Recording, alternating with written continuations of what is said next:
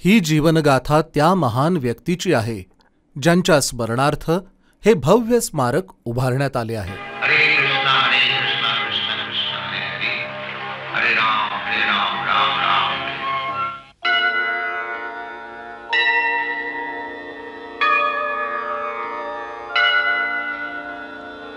संसार गावा नलनिधलोका त्राणाय कारुण्यं घन घनात्वं. संसार गावा नलनिधलोका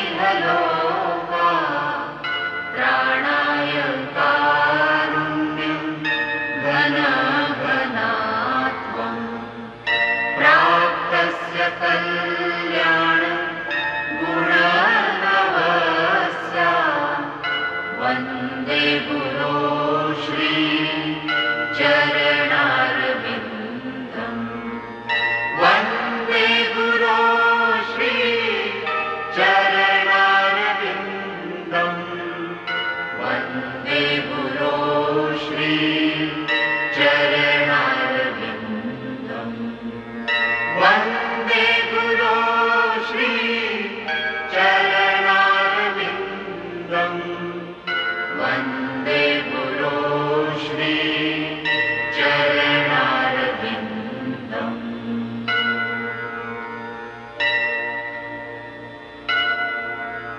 मागील भागात आपण पाहिले अभयच्या आईचे निधन आणि राजा चित्रकेतूची कथा. आणि आता पुढे भक्ती सिद्धांत सरस्वती ठाकूर यांचा संन्यास आणि आधुनिक शिक्षणाबाबत अभयचा असंतोष.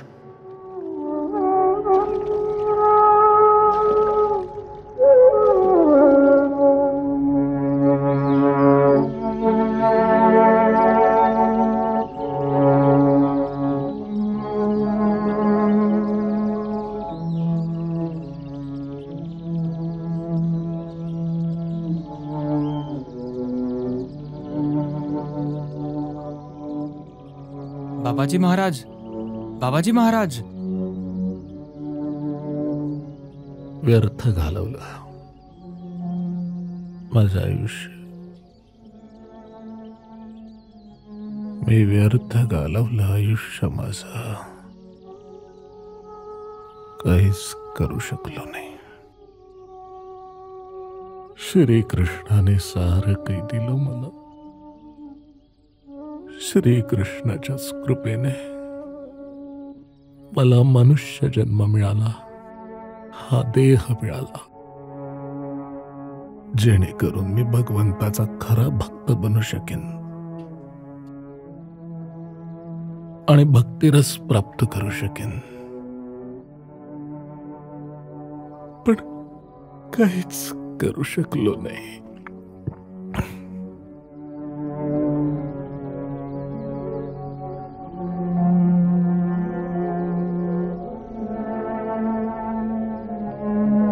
मी तुम्हा सर्वांना प्रार्थना करतो, एक विनंती. बाबाजी महाराज, माझ्यावर दया करा. मी श्रीकृष्णाचा खरा भक्त बनू शकलो नाही. बाबाजी महाराज, हे काय बोलताय तुम्ही? अहो, तुमच्याच कृपेने तर आम्ही.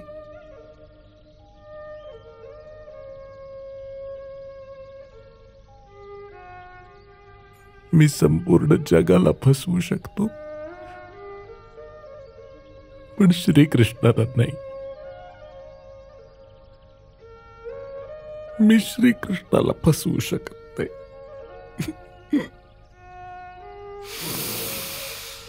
म्हणून तुम्ही सगळे माझ्यासाठी प्रार्थना करा की कृष्ण माझ्यावर दया करो. आता फक्त वैष्णवांच्या कृपेने, श्रीकृष्णाच्या कृपेने आणि या पवित्र धामाच्या कृपेने मला मुक्ती मिळू शकेल. ऐक, लगेच जा, विमल प्रसादला घेऊन ये. लगेच जा. नीट ऐका. जेव्हा मी हे नश्वर शरीर सोडेन तेव्हा या शरीराला दोरीने बांधून या पवित्र धामाच्या रस्त्यावरून फरफटत घेऊन जा, म्हणजे हे शरीर या पवित्र धामाच्या पवित्र धुळीने माखून पवित्र व्हावा. बस आता हाच एक मार्ग आहे मुक्तीचा. हरे कृष्ण हरे कृष्ण कृष्ण कृष्ण हरे हरे. विमल बाबू. अरे मुरली, ये जरा पाणी आण बरं. नाही विमल बाबू, लगेच चला. बहुतेक बाबाजी महाराजांचा शेवटचा क्षण जवळ आलाय, म्हणूनच तुम्हाला बोलवायला आलोय मी. तुम्ही लगेच चला.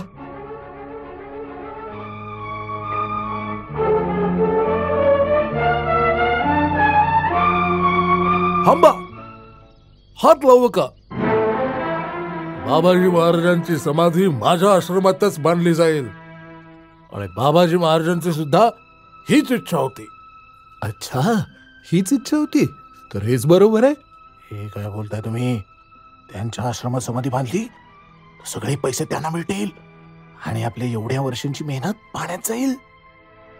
आपली मेहनत हेही बरोबर आहे. बाबाजी महाराज वाट देखील पाहिली नाहीत, असे अचानक सोडून गेलात.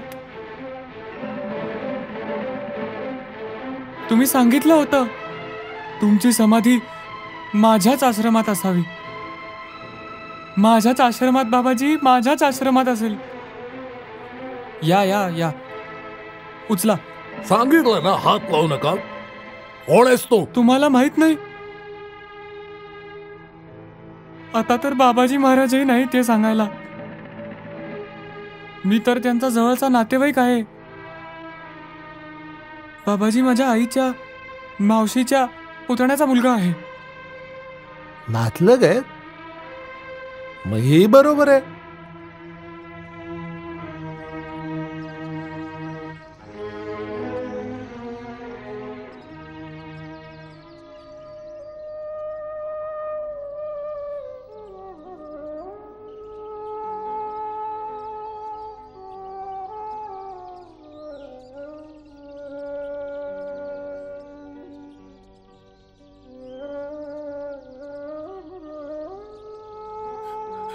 गुरुदेव, गुरुदेव. बाजूला. हे काय करताय तुम्ही? बाबाजी महाराजांची समाधी माझ्या आश्रमात बांधली जाईल. ठीक आहे, पण त्यांचे पाय का बांधताय? बाबाजी महाराजांची शेवटची इच्छा हीच होती की त्यांचे पाय दोरीने बांधून नवदीप गावाच्या पवित्र रस्त्यावरून फरफटत न्यावं. हा, ते बरोबर बोलताय. मूर्ख आहात तुम्ही. बाबाजी महाराज तर श्रीकृष्णांचे महान भक्त होते. ही तर त्यांची महानता होती की ते स्वतःला भक्तही मानत नव्हते. बाबाजी महाराज तर आपल्या सगळ्यांच्या मुक्तीसाठी इथे आले होते. अरे, बाबाजी महाराज असे महात्मा आहेत की साक्षात श्रीकृष्ण चंद्रही त्यांना स्वतः घ्यायला येतील. आणि तुम्ही त्यांच्या देहाला दोरी बांधून फरफटत नेणारात आणि स्वतःला बाबाजींचे सेवक म्हणवता. वाह. अरे बंधूंनो, बोलण्यात वेळ वाया घालवू नका. बाबाजी महाराजांनी जे सांगितलं होतं आपल्याला तेच करायचं आहे. चला, उचला. थांबा, आधी मी काय म्हणतो ते ऐका. बाबाजी महाराजांनी मला एकट्यालाच दीक्षा दिली होती आणि त्यांच्या देहावर जर कोणाचा अधिकार असेल तर तो फक्त माझा आहे. अरे वा, कमालच झाली. तू असेल त्यांचा शिष्य, पण संन्यासी तर नाहीस ना.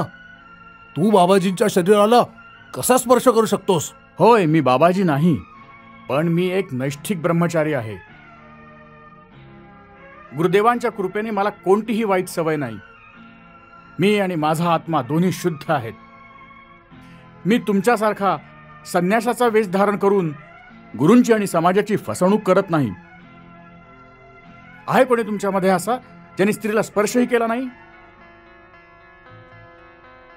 आहे कोणी असं ज्याने वर्षभरात स्त्रीला स्पर्श नाही केला? असेल तर समोर या.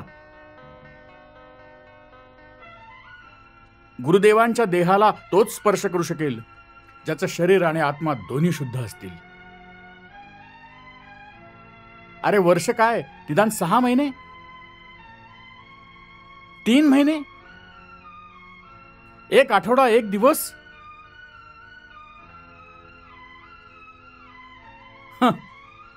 आणि तुम्ही सर्व स्वतःला बाबाजी म्हणवता, पण तुमची लक्षणं संन्याशाची नाही आहेत.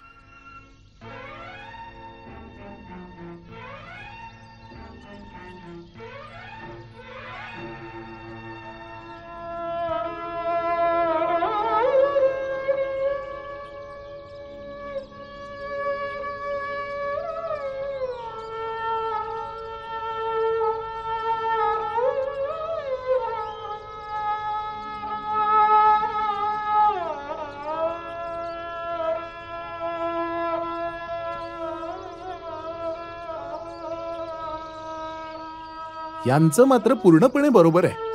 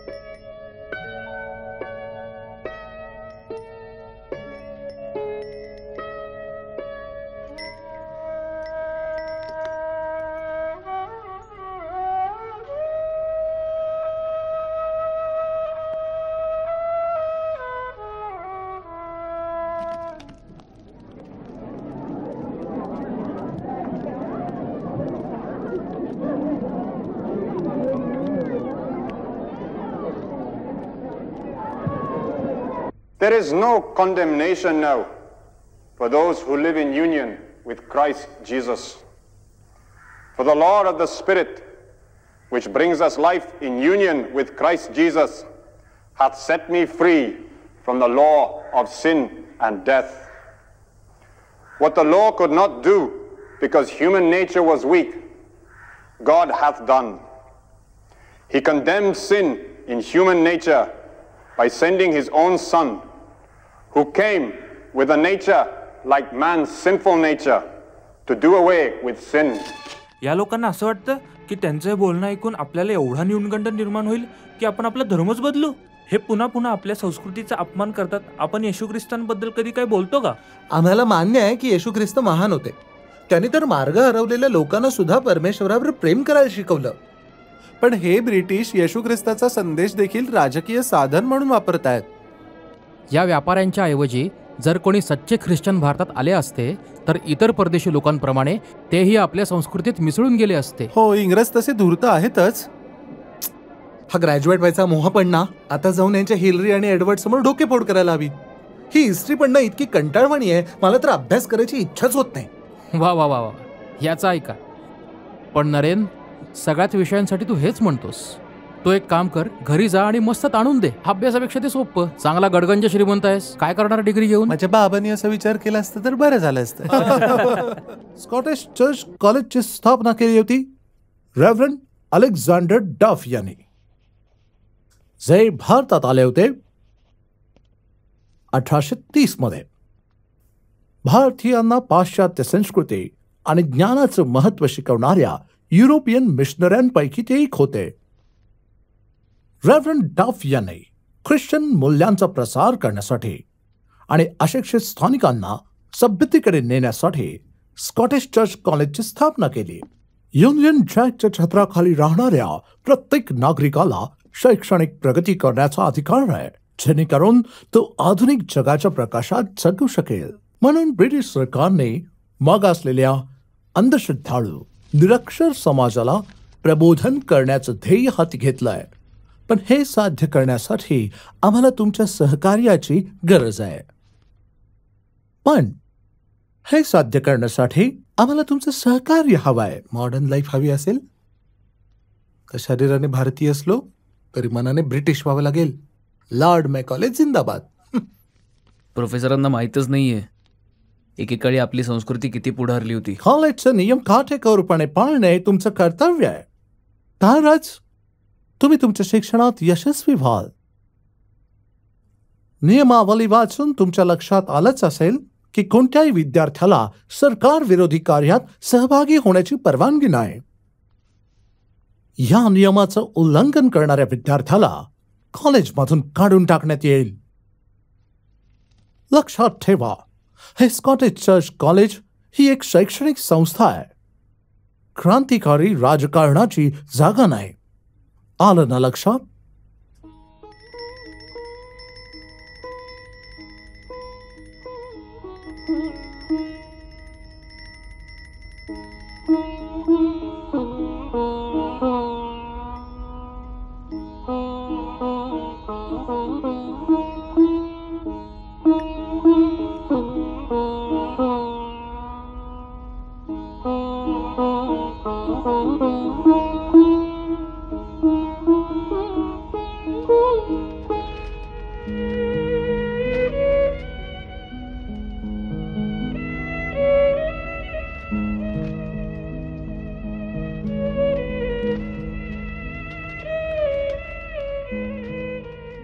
सोळाव्या शतकाच्या मध्यात जॉन नॉक्सनने स्कॉटलंडच्या प्रेस्बिटेरियन चर्चची स्थापना केली.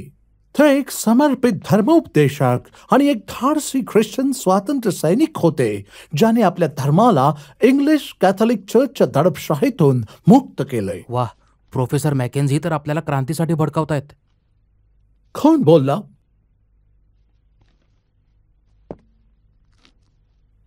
कोण माझ्या पाठीमागे बोलताय?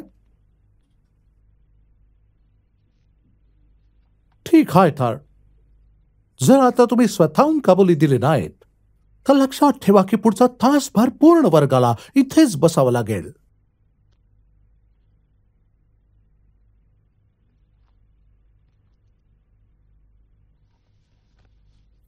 वेल वेल वेल मिस्टर रुपेंद्रनाथ मित्रा,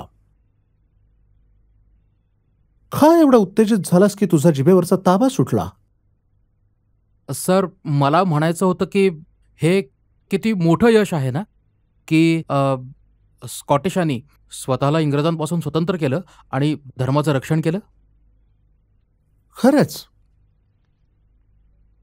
मला आशा आहे की तू कोणत्याही प्रकारची तुलना करत नसावास स्कॉटलंड आणि भारतामध्ये. तुलना सर? नाही सर. छान, कारण दोन्ही परिस्थिती पूर्णपणे वेगळ्या आहेत. पण ते कसं सर?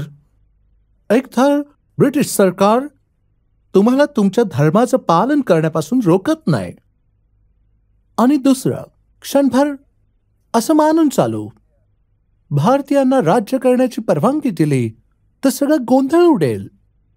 पण का सर? गाढवं फक्त राबण्यासाठीच असतात, नेतृत्व करण्यासाठी नाही. आणि तुम्ही फक्त गाढवच आहात. गाढवं. देश नियंत्रित करणं तर सोडाच, तुम्ही वर्गात स्वतःवर नियंत्रण ठेवू शकत नाही. तुम्हा लोकांचं स्वातंत्र्याचं स्वप्न केवळ स्वप्नच राहील. तुम्ही हे सत्य वेळीच स्वीकारा. आणि आता तुमची हरकत नसेल तर आपण धडा पुढे न्यायचं का? तुमच्यासारख्यांसाठी जॉन नॉक्सची चर्चा थांबवायला नको. हे आपल्याला सुसंस्कृत बनवण्याचा दावा करतायत. ही तर शुद्ध हे फसवणूक काही आहे. फार काळ चालणार नाही. ते फक्त लवकरच आपलं क्रांती शोषण होईल. करतायत आणि आपल्याला भारतीय आता लुबाडतायत. हे फार काळ सहन करणार नाहीत.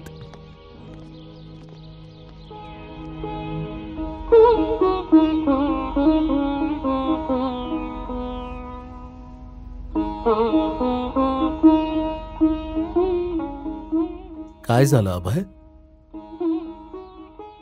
बाबा, काय झालं? आज पुन्हा कॉलेजमध्ये कोणी काही बोललं का? नाही बाबा, पण हे फार झालंय. आता कॉलेजला जाणं बंद. अरे काय झालं अभय? तेच रोजचं. हे लोक आपल्या धर्म आणि संस्कृतीच्याच मागे लागलेत. कायम आपल्या शास्त्रांची खिल्ली उडवत असतात. अशा प्रोफेसर्सचा आदर आम्ही कसा करायचा? तर्कात हारले की आमच्या तर्काला कुतर्क म्हणतात. हे तर चुकीचं आहे.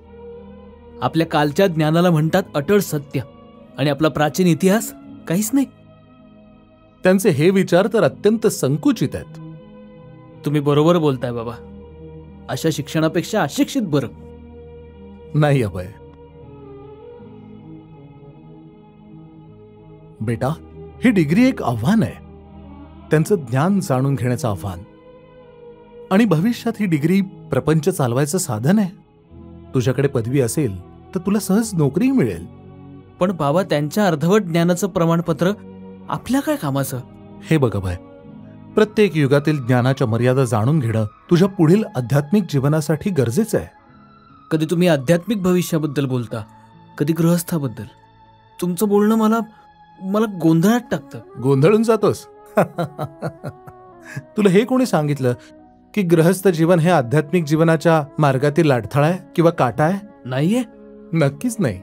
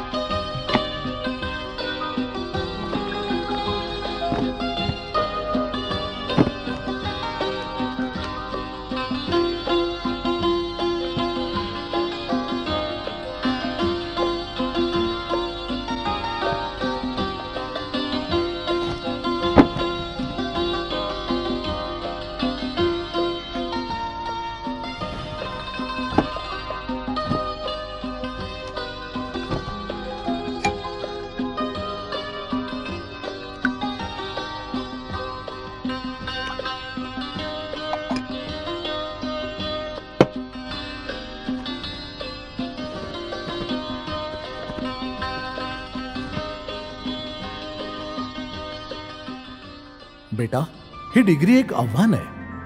त्यांचं ज्ञान जाणून घेण्याचं आव्हान.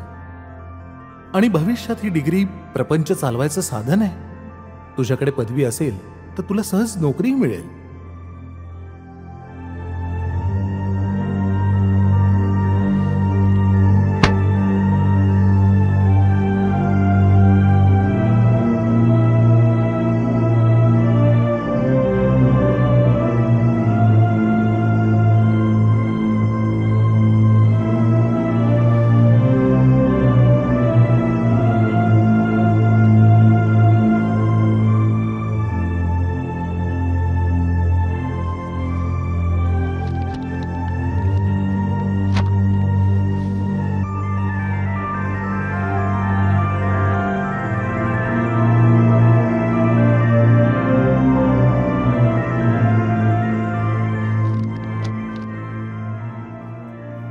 हे भगवंता, मला इतकं अपराधी वाटतंय की मी तुमची यथोचित सेवा करू शकत नाही.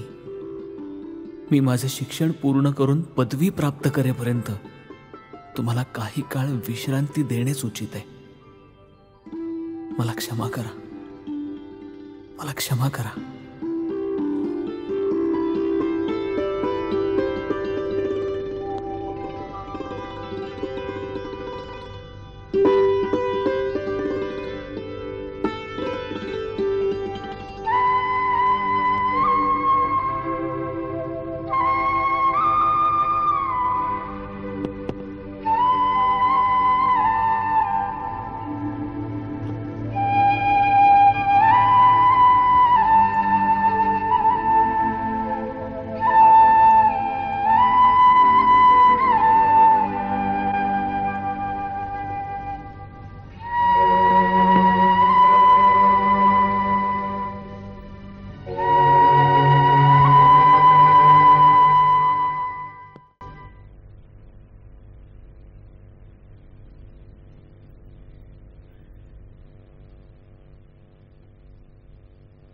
विमल प्रसाद,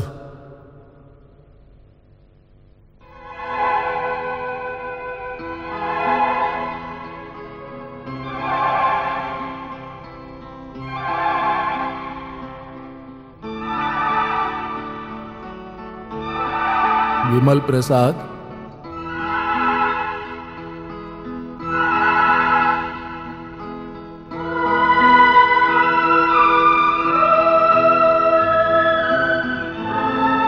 विमल प्रसाद,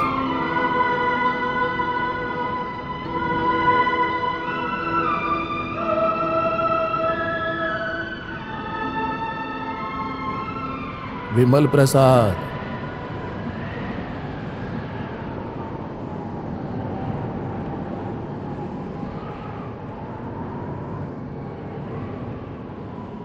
काय झालं विमल प्रसाद? कसली एवढी चिंता करतोयस विमल प्रसाद? हो गुरुदेव. गुरुदेव, चैतन्य महाप्रभूंच्या शिकवणीचा मी कसा प्रचार करू? माझ्या वडिलांनी या कार्याचा आरंभ केला होता, पण ते सोडून गेले. आणि तुम्ही मला सोडून गेलात गुरुदेव. मी एकटा हे सगळं कसं करू शकेन?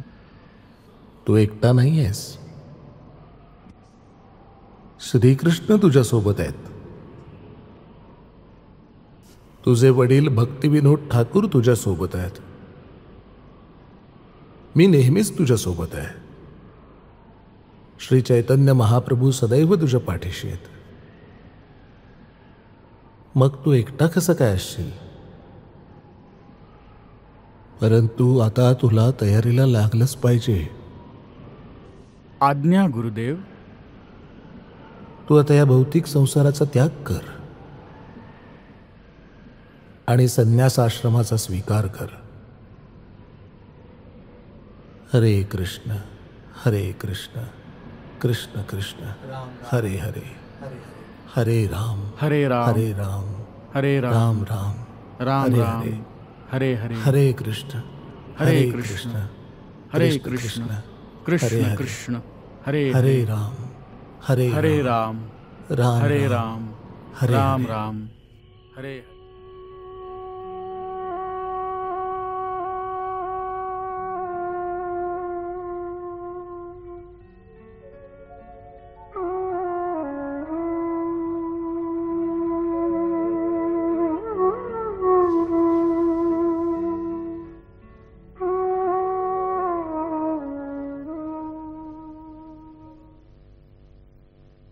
गुरुदेव.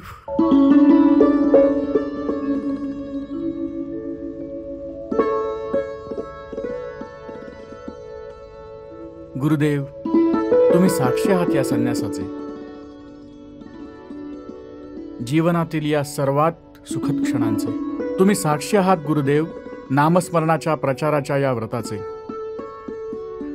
तुम्ही मला कृष्ण भक्तीचे वरदान दिले. सार्थ केलंत माझं जीवन. आपल्या चरणांच्या धुळीच्या आधाराने कृष्ण भक्तीचा प्रचार प्रसार करत राहीन. बस एवढा आशीर्वाद द्या गुरुदेव.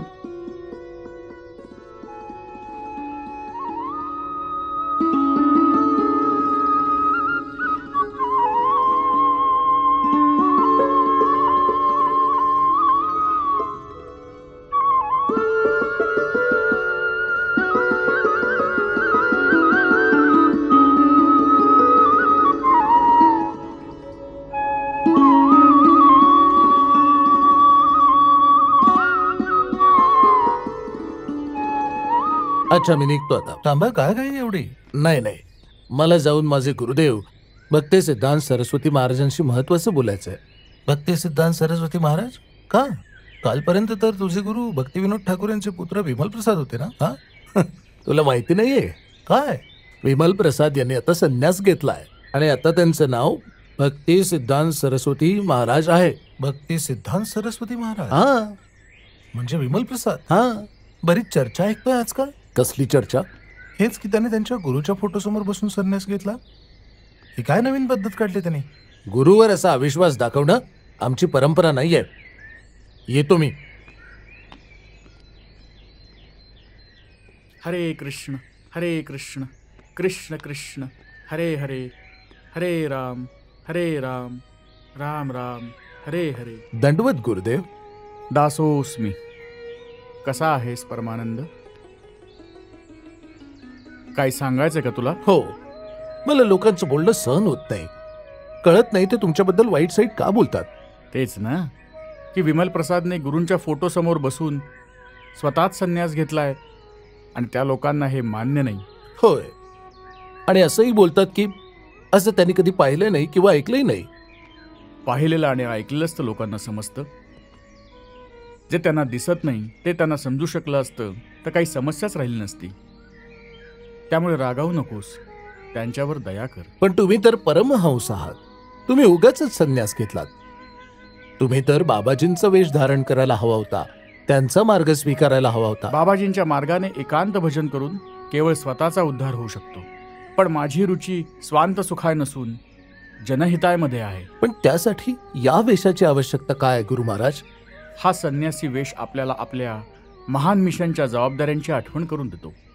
आणि संन्यास हा वर्णाश्रमाचा शेवटचा टप्पा आहे. आपल्या सद्वर्तनानेच भक्त इतर लोकांच्या हृदयात स्थान निर्माण करू शकतो. आणि बाबाजींचा मार्ग, त्याचं काय? बाबाजींचा मार्ग आपल्यासारख्या सामान्य लोकांसाठी नाही. तो तर रूपक गोस्वामी, भक्तिविनोद ठाकूर आणि माझ्या गुरुदेवांसारख्या महान परमहंसांसाठी आहे. हरे कृष्ण कृष्ण कृष्ण हरे हरे हरे राम राम राम हरे हरे.